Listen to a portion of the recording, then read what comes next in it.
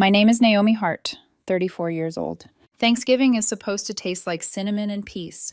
This one tasted like drywall dust and restraint.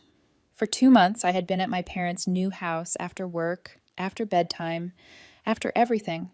On my knees with a pry bar and a headlamp, sliding new floors into place like puzzle pieces, sweating through plumbing fixes, tracing bad wiring like a detective with a multimeter and a prayer. I didn't bill them for a single hour. They called it help. I called it family. I asked for one thing in return: occasional babysitting. Not every weekend, not even most.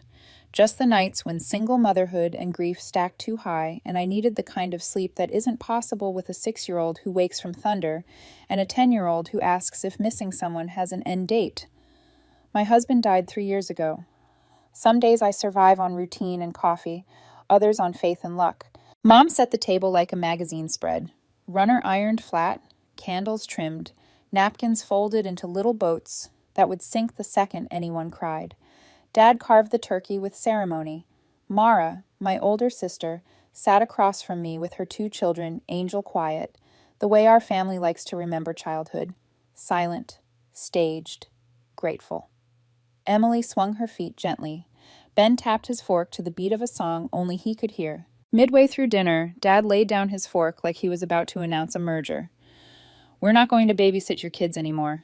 At first I smiled, waiting for the punchline. It didn't come. The room held its breath. He went on, tired, too much. Not like Mara's, who are well-behaved, quiet, easy. Mom stared into her wine as if the right notes might absolve her. Mara exhaled, slow, but didn't interrupt. I felt something seize. Not the kind of anger that explodes, the kind that freezes. I looked at Emily, at Ben. Their faces didn't know how to receive the words. My own didn't either. I set my napkin down. "Seriously?" Dad nodded, relieved I had saved him from pretending. "It's better this way." I swallowed the taste of metal. "Okay," I said evenly. "Then I'm done fixing your house." It was as if the chandelier blinked. The table fell into the kind of silence that remembers everything you've ever done for people who liked you quieter. Mom rushed to fill it. "Naomi, don't be dramatic. You don't know how hard it is for us. Our backs, our schedules." Across the table, Aunt Teresa cleared her throat. "We're not really comparing children at the table, are we?" Uncle Dev pretended to fuss with his glasses and said, "I watched Naomi pull up a rotten subfloor. Thousands of dollars saved." Mara finally looked up, eyes moving between our parents and me, measuring something private. I stood, smoothed my dress that still smelled faintly of primer. "Thanks for dinner," I said, and meant it. I turned to my kids. "Coats." We walked past the good silver drying on the towel, past the stacks of unopened mail that always become my problem, past the cedar wreath that made everything look like a picture. In the car, Emily asked, "Are we in trouble?" I told her the truth. No, but some people should be. That night, pajamas and teeth and one chapter of a book we all know by heart. Then the question I had feared. Ben's voice, small. "Why don't they like us?" My face went into my hands. When I spoke, I kept my voice steady. "They do like you. They're just not very good at showing it right now." Some grown-ups forget that kids aren't a problem to solve. They're people. I brushed his hair back, kissed his forehead. "I love you more than anything." Sleep came late. I stared at the ceiling and tried to be angry instead of hurt. Anger burns. Hurt lingers. In the morning, my phone looked like an emergency. 52 missed calls. For a second, fear cracked my ribs. I called back. Mom answered on the first ring and launched in as if I had torched her kitchen. "You need to come over now." "Why?" I asked. She pivoted around the question. "Just come." Dad took the phone. "Naomi, come. We'll talk." I almost didn't. But Emily's art tote and Ben's jacket were still at their place. I told the kids to pack the Lego set. They didn't ask why, which tells me they already knew. Their apartment felt 2 degrees colder than usual. Mom paced. Dad stood with his arms crossed, like a bouncer in his own kitchen. Mara sat on the couch, the way moderators do on debate night. Neutral face, steady eyes, the only adult in a room of grown-ups. Mom fired first. "Don't you think you overreacted?" I blinked. "Overreacted?" Dad slid in with the soft threat voice. "We're sorry if your feelings were hurt, but you can't refuse to finish the house over something so small." There it was, the heart of it, not the kids, the house. Just to be clear, I said calmly, you called my kids a burden and compared them to Mara's in front of them. And when I say I won't do free labor anymore, I'm the problem? Mom pressed her palm to her chest like I'd accused her of theft. We've done so much for you. We took care of your children for years. Mara surprised everyone. Mom, Dad, you shouldn't have said it in front of Emily and Ben. She didn't look at me when she said it. She didn't need to. Dad turned back to me, trying to tie a bow on a bomb. Naomi, you're not going to cut us off over something small. I held his gaze. Watch me. Mom gasped. The opera note she keeps for when the script flips. I opened the hall closet, lifted Emily's tote, Ben's jacket, a forgotten pair of sneakers. I had my hand on the doorknob when Mom hissed, "You're being selfish." I turned, and I let the words come out clean. 2 months of free labor, no complaints. The one thing I asked was a little help with your grandchildren. You want my time, my skill, my nights. The second I need something, it's suddenly too much. Her mouth opened. I didn't wait for what came next. You don't have to babysit, but I don't have to fix your house. I walked out. The next few days were a chorus. Calls, texts, silence, then strategy. I didn't pick up. I cooked. I worked. I stood in the doorway after the kids fell asleep and watched them breathe like the last good thing in a world that refuses to be simple. That night, Evan texted from a late shift. Proud of you. Need me to grab groceries tomorrow? I smiled and typed back, we're okay. A few minutes later, a notification pinged from Facebook. Lila, Evan's ex, had liked one of Mom's old photos of the house. People always show up when there's a crowd. I put my phone face down. By day 5, the guilt trip arrived on schedule. We're getting older, Naomi. We won't be around forever. Then the loyalty speech. Family helps family. The next text made me laugh out loud in my kitchen. We forgive you. Can you come finish the house this weekend? Forgive me. I didn't answer. When I finally did speak to anyone, it was because Mara showed up at my door, hands buried in her coat pockets, face stripped of the version she wears for our parents. She didn't ask to come in. She just said, we need to talk. And for the first time, I wondered if this story had just shifted direction. Mara stood in my doorway like a person who'd rehearsed a speech and lost her lines on the walk over. I stepped aside. She came in, sat at the kitchen table, and stared at the fruit bowl like it might blink first. They called a contractor, she said finally. I poured tea for both of us. Good. Did he do the walkthrough I told them to schedule? They found him on Facebook. A wince tugged her mouth. Dad paid him up front. $10,000. The steam from my mug curled into the kind of laugh I didn't let out. Up front. He's gone, Naomi. She slid her phone across the table, messages from an account with a patriotic eagle avatar and exactly one photo of a ladder. No license number. No company address. A final on my way 3 days ago. Silence since. The laugh burst anyway, sharp, not kind. Then it died because Mara's face said there was more. They borrowed the money, she whispered. Uncle Mark, Aunt Linda, Grandma. My fingers tightened around the cup. Grandma? Mom said it was temporary, that you refused to help. The words landed between us like a dent. Mara kept going before I could respond. I told them this is their doing. I told them they could have apologized. I stared. My sister, the favored one, the one whose children were quiet and easy, had just landed on my side of the line. She looked up, eyes steady. You should make them beg. A sound escaped me, something like surprise, something like relief. You think they will? They don't have a choice. Ben thundered down the hall then, skidding in socked feet. Can Auntie stay for dinner? Emily followed, hopeful. Mara smiled, the real kind, not the one she uses for our parents, and nodded. We ate takeout dumplings at the counter, sauce on the corners of Ben's mouth, Emily telling a dramatic story about a class hamster rescue. For a moment, we were what I had tried to build for years, family that didn't need a script to be good to each other. After they brushed teeth and picked a movie, Mara drew a line on the condensation of her tea glass. They're going to try everything. Guilt, bribes, deals. She glanced at my phone, face down on the table. Don't answer. Not yet. I didn't. The next morning, the campaign began. A text from Mom, long enough to be a newsletter. We're getting older, Naomi. We won't be around forever. You don't understand what we've done for you. I set the phone on the counter and cracked eggs into a bowl. An hour later, Dad. Families work through misunderstandings. Come discuss the house. The house. always the house. At lunch, we forgive you.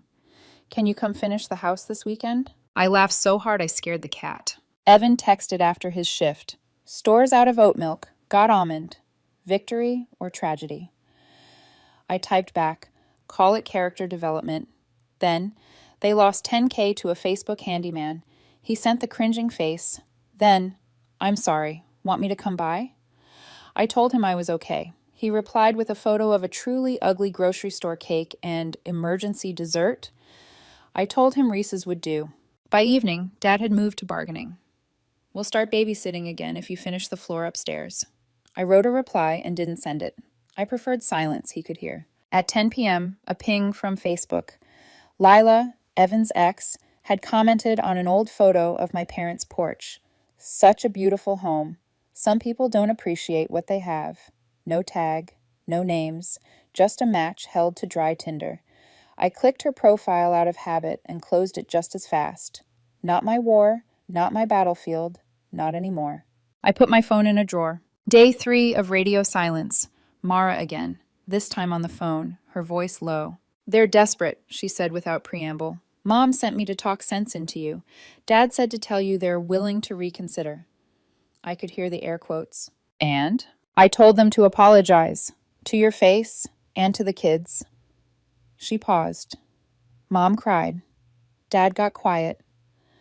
That's as close as I've seen them to actually breaking. Good, I said, a word I'd never allowed myself to feel about their pain. Let them sit with it. You know they'll try one more strategy. Which one? The one where I show up and say please, she said wry. So, please, meet them, on your terms. I looked at the Lego moon base sprawled across the coffee table. At the little plastic astronaut Emily had positioned at the airlock like a guard. My terms, I repeated. Your terms, Mara said. Or nothing. I gave it 48 more hours. 2 more, we miss the kids' texts. 1, we forgive you, encore. A voicemail from Dad that started with Naomi and ended with an audible swallow. Then I called Mara. Set it up. Tomorrow. They don't talk until I'm done. She blew out a breath. Done. I spent the night writing a list. Not a manifesto, not a speech, just lines I could say without shaking. I'm not finishing your house. I won't be the emergency plan again. Time with Emily and Ben is on their terms, not yours. If you compare my kids to anyone again, we're done. Help from me is a favor, not a debt you're collecting. I taped it to the inside of my purse like a lifeline. Ben wandered out for water, hair a rioting halo. Are we going to Grandma's tomorrow? He asked. We're going to talk to them, I said. You can come or stay with Evan. He considered the options as if evaluating whether. I want to stay with Evan. A beat. He makes good grilled cheese. Scientific fact, I agreed. Emily followed, already sensing the current. Are they going to be weird? Maybe, I said honestly, but I won't. Good. She yawned so dramatically it looked performative, then hugged me around the waist. We're on your team. I stood in the dark kitchen after they went back to bed and let my shoulders drop. On my team.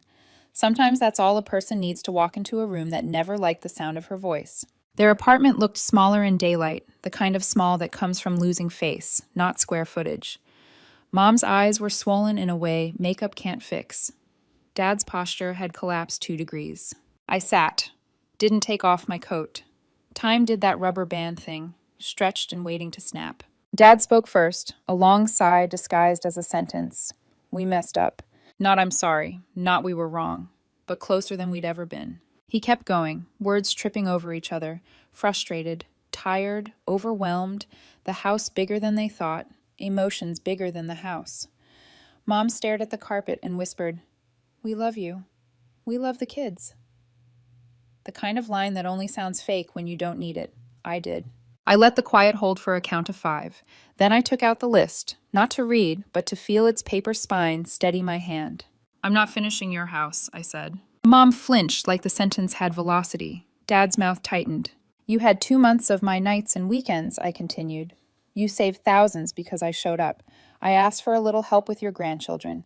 You said my children were too much, and you said it in front of them. I looked from one face to the other. So here's how this works going forward. If I help you, it's because I want to, not because you expect it. Time with Emily and Ben happens only if they want it. And if you ever compare my kids to Mara's again, the conversation ends for a long time. Mom opened her mouth, then closed it. Dad nodded once, a small, controlled movement, like an executive surrendering a pen. Can we see them this weekend? Mom asked, very quietly. We miss them. I'll ask them, I said. If they want to, I'll drop them at 5. There was relief in her shoulders I'd never seen. Shame, too. I recognized it because I'd carried that shape for years, in different colors. I stood. That's it, I said. We're done for today. Dad walked me to the door like he didn't know if he should. We do love them, he said. We messed up. The words looked sore coming out. Then don't do it again, I said, and left. Outside, the air felt sharper. I called Evan. Delivery hero, I said. We're on for grilled cheese at 6. He laughed. Copy that. Chef Evan reporting for duty. Tell your ex to stop liking my mother's porch, I added, light but not entirely joking. He groaned. I'll handle it. Please don't, I said. Let boring be bored. We don't feed that fire. Consider it starved, he said, relief easy. Back home, the kids listened to the offer like judges. Emily shrugged after a beat. We'll go, but we're leaving if they get weird. Deal, I said. That night, Mara called. They asked me if you'll ever really speak to them again, she said softly. How did you answer? I said that depends on whether they learn a new language. I laughed, short and real, and for the first time since Thanksgiving, I believed a different ending was possible. Not a miracle, not a family remake, just a life where my lines didn't shake and my kids knew who chose them every time. The weekend came faster than I expected. Saturday afternoon, I packed Emily's sketchbook and Ben's dinosaur pajamas into a tote. They asked the question 3 times on the drive over. Are they going to be weird again? Maybe, I said each time, steady. But remember, you get to decide. If you want to leave, we leave. By the 3rd repetition, Emily's shoulders dropped. Ben pressed his forehead against the car window, humming under his breath. When we pulled into the lot, Mom was already waiting at the door, apron still on, as if to prove she'd been cooking. Her smile was too wide, her arms a little too open. We missed you so much, she said, bending low to hug Emily and Ben. Dad stood in the background, quiet, letting her perform the warmth. He caught my eyes, then glanced away. I stayed for a few minutes, long enough to watch the kids settle into the living room. Ben was already pulling out the toy bin Grandma had dusted off. Emily flipped through her sketchbook at the table. Dad tugged me aside into the kitchen. His voice was low, almost gravel. We really do love them, Naomi. We messed up. It wasn't a full apology, but for him, it was as close as the language stretched. I nodded once. Then don't mess up again. When I left, I felt the kind of unease that isn't relief, but isn't dread either. Something between. That night, after I'd folded laundry and poured tea, my phone rang. Mara. Her voice was softer than usual, the kind she used when she didn't want the kids to hear her cry. I need to tell you something, she said. What now? Mom told me why they stopped babysitting. I frowned. Because they were tired, that's what they said. Mara exhaled. That wasn't it. At least not the whole story. They were jealous, Naomi. Jealous of what? Of you. Of how much people noticed you at Thanksgiving. How close you are with your kids. How relatives praised you for fixing the house. They felt like they lost control of the family's narrative. Like suddenly, you were the responsible one, and not me. It pissed them off. I sat in silence, staring at the grain of my kitchen table until the lines blurred. So they punished me for being a good mother? They punished you because they couldn't stand you being seen, Mara said gently. The words didn't make sense, and yet they explained everything. The house, the comparisons, the biting comments that had nothing to do with babysitting. I thanked her quietly and hung up. For a long time, I sat with it. Their rejection hadn't been about the labor or even the babysitting.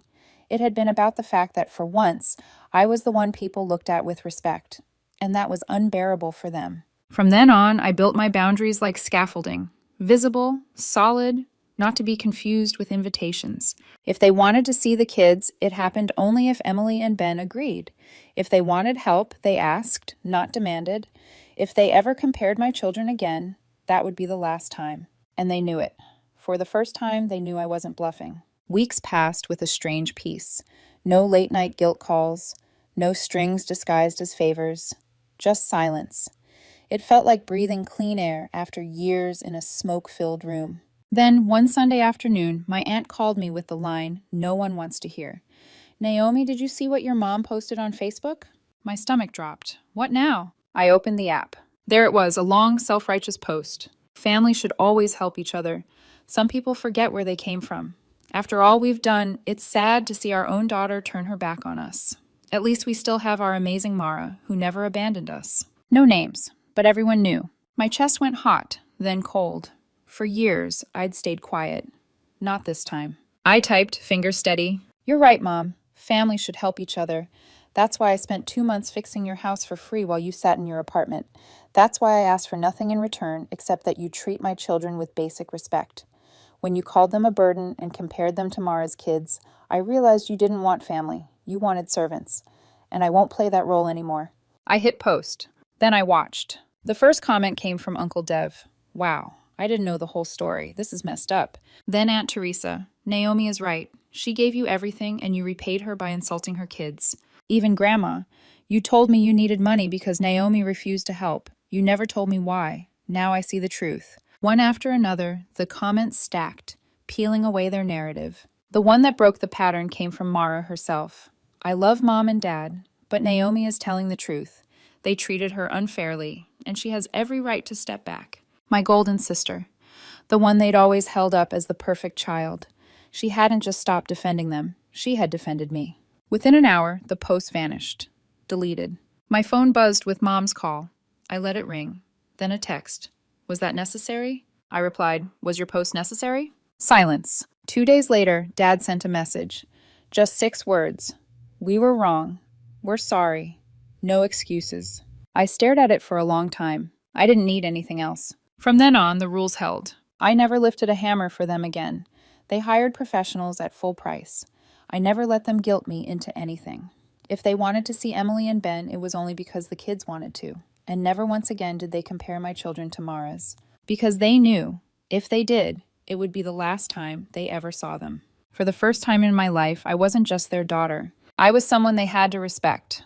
And that was worth everything. After Dad's 6-word text, life didn't suddenly turn golden. But it shifted.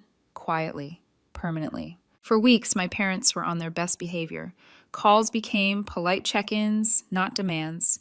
Mom asked instead of assumed. Dad bit his tongue when conversations drifted toward Mara's children. It wasn't contrition exactly, it was fear. Fear that if they slipped back into their old ways, I'd close the door for good. And for once I would. Evan noticed it too. We were cooking one night, the kids sprawled in the living room, building a pillow fort. He stirred sauce while I chopped onions. "You're lighter," he said. "Lighter?" He smiled. "Like you're not carrying someone else's house on your back." I laughed. A short sound that surprised me. I stopped being their repairwoman and became their daughter again. Or maybe just a woman they can't use. He nodded, slid the pan off the burner. "That's better than daughter, Naomi. That's respect." The kids shouted from the other room. Ben insisting the fort needed defensive walls, Emily rolling her eyes. For once, the noise felt like music, not chaos. When my parents asked to take Emily and Ben for a weekend, I didn't answer right away. I asked the kids. Ben shrugged. "Only if Grandpa doesn't make that face." "What face?" I asked. "The one like he wants to fix me." Emily tilted her head. "If Grandma compares me to Mara's kids again, we leave." "Deal," I said. They went. And when I picked them up Sunday night, the kids weren't tense. They were sleepy, arms full of cookies and sketchbook doodles. Dad muttered again, almost shy, "We love them. We messed up." For once, I didn't correct him. I just said, "Good. Don't do it again." But the final twist came not from them, but from the outside world. One evening, Mara called. Her voice was cautious. "You should know, Mom's still talking." I sighed. Of course she is. Not to people who matter, just neighbors, cousins, trying to spin the Facebook thing. And it's not working. Everyone saw the comments. Grandma told her point blank to stop lying. Uncle Mark said he wants his loan back. I leaned against the counter, eyes closed. The war was over, and they had lost their army. What surprised me most wasn't their fall. It was Mara. For years, she had been the golden one. But in the ruins of this fight, she had stood next to me, even when it cost her their favor. It didn't erase old wounds, but it stitched something new between us. "I'm glad you spoke up," I told her once. She hesitated. "I'm glad you didn't let them break you." The real freedom wasn't their apology, or the silence, or even Mara's defense. It was waking up one morning and realizing I wasn't waiting for the other shoe to drop. I had stopped playing servant, stopped trying to earn love that came with conditions. Now every choice was mine. One Sunday evening, after dinner, Emily climbed into my lap with her sketchbook. She'd drawn the four of us, me, Evan, Emily, and Ben, standing under a sky of stars. Above us, she'd written, "Our family." Not perfect, not traditional, but ours. Ben looked up from his dinosaurs and said, "Grandma's nicer now. Do you think she's scared?" I kissed the top of his head. "Maybe, but scared people can still learn." "Good," he said, serious, "because I like cookies." We all laughed until the walls shook. That night, I stood on the balcony, cool air brushing my skin, phone buzzing with a missed call from Mom. I didn't answer. I didn't feel guilty. For the first time, I knew the truth. I didn't need their approval. I didn't need their praise. I didn't need their love if it came poisoned with conditions. I had my kids, I had Evan, I had myself. And that was enough. More than enough. They will always be my parents, but I will never again be their servant. And for the first time in my life, I can finally breathe.